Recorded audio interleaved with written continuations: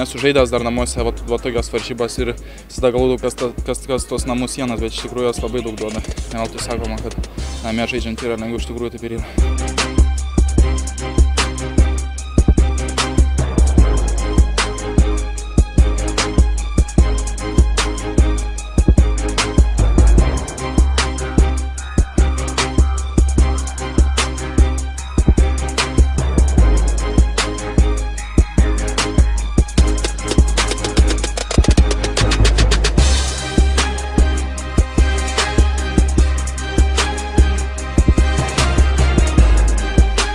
Turime laiko atsistatyti, tai ir manau, kad mes viską atiduosim lemiamom rungtynėm.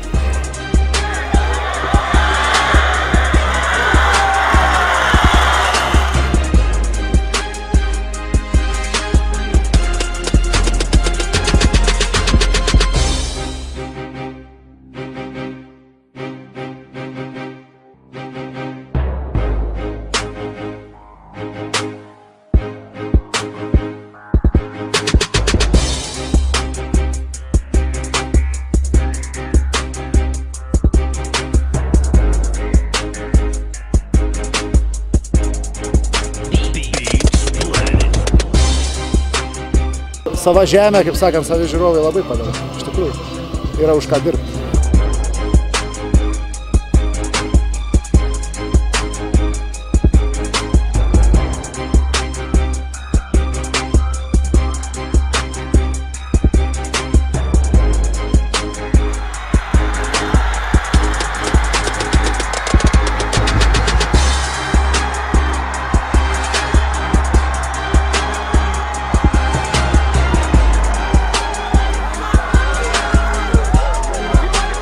Žiūrovai tai nerealūs, mes tikėjom tikrai, kad tiek daug bus su tiek daug vėliavų ir su tokiu geru skandavimu. Viskas tiesiog puiku.